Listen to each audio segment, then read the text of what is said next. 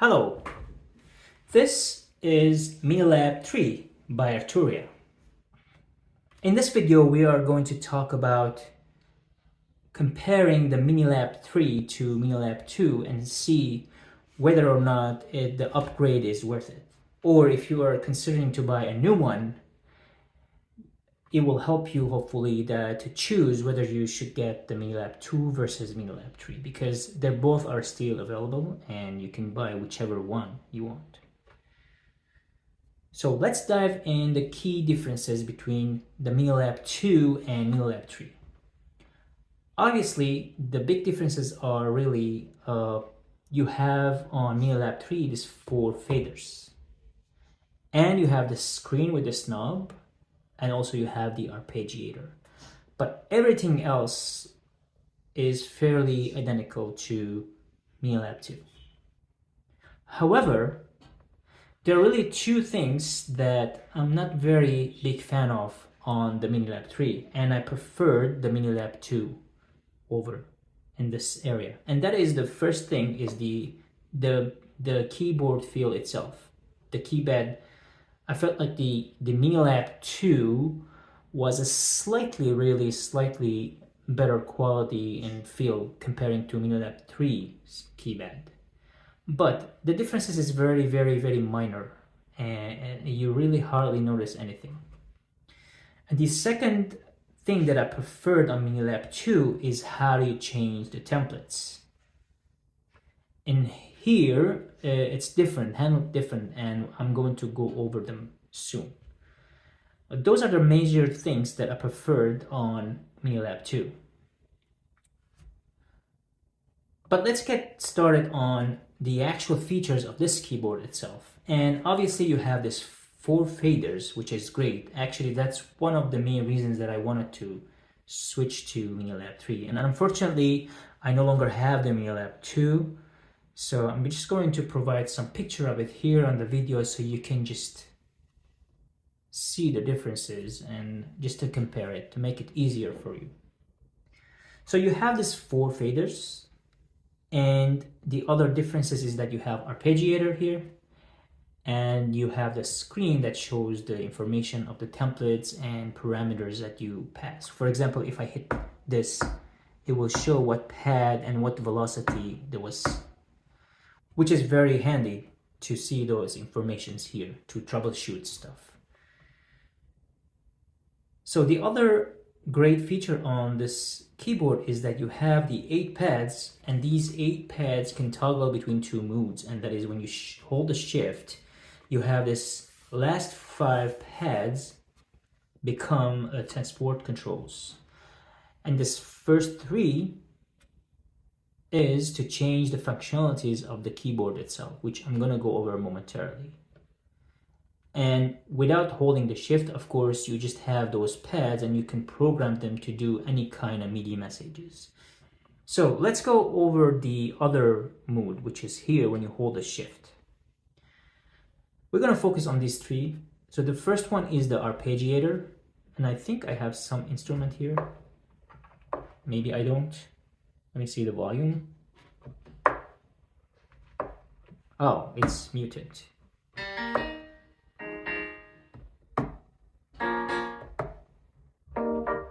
Okay, so the first thing is the arpeggiator here.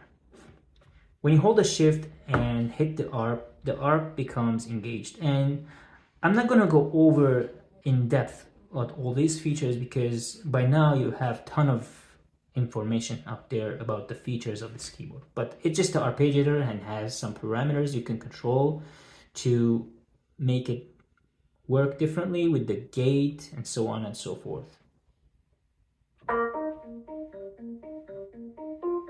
So the arpeggiator is on now. You just turn it off, it goes off. The second thing is the pad here, and that toggles between 2 banks for your pads. So this bank B has different set of configuration for my pads, and the bank A has a different type of configuration. So that is really the main differences here. And this last one is the program here. and that will toggle between your different programs, basically between your templates. However, the very first thing is the Arturia option, which controls the BST instruments of Arturia. The second option is DAW. You control your DAWs. And the third one is your user one. And that is the one that I'm not a big fan of how they did comparing to MiiniLab 2. In MiiniLab 2, you had 8 templates, but in MiiniLab 3, you can only do up to 5 templates, and the changing between those templates is not instant. For example, right now I'm on the user 1 template, and if I add another template, it will just, you have to go over them individually to get there. So let's say if I am on Arturia now, I want to go back to user 1, I have to click multiple times, DAW, and then user 1. But if I want to go to user 5 and then have to click 2, 3, 4, and then goes to user 4, for example. So that's the one thing that I'm not very big fan of how they did it here. Comparing to MiiniLab 2, you had 8 templates, so you had each pads represent a template. You have a configuration on it. So when you hold shift and switch the template right away, it goes to template 2 or 3 and 4 and so on and so forth. So that's really the other thing that I'm not a big fan of. But however, the rest of the features really are awesome on this keyboard. All right, to summarize, whether you should buy the MiiniLab 3 or 2, or if you should even upgrade if you have the 2. Obviously, if the keypad and changing those templates on the fly are very, very important for you, or if those are deal breakers, I would just say just stick into MiiniLab 2. But if that's not really important, for example, in my case, it's not going to be a big deal to change those templates on the fly, because in my every session, I might just need the user 1. I just start with user 1, and that's going to stay throughout the session. But throughout your session, if you're going to switch between different configurations of MIDI templates, then it's going to be difficult. When you're performing live especially, it's going to be difficult to switch them on the fly. So those are really my recommendations. If those 2 things are very important to you, I would stick into MiiniLab 2.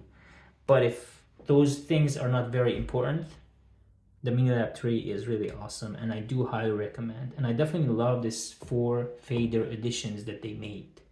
And the great feature is in here is that actually this and the entire knobs, you can program those to follow your MIDI channel of your keyboard. For example, right now my MIDI channel is on 1, I think.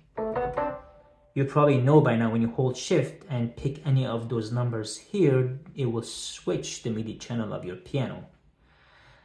So when you have those settings to follow the keyboard, so whatever you change, those would become on that channel with different CCs, and that will give you much more control of the MIDI messages that you can map.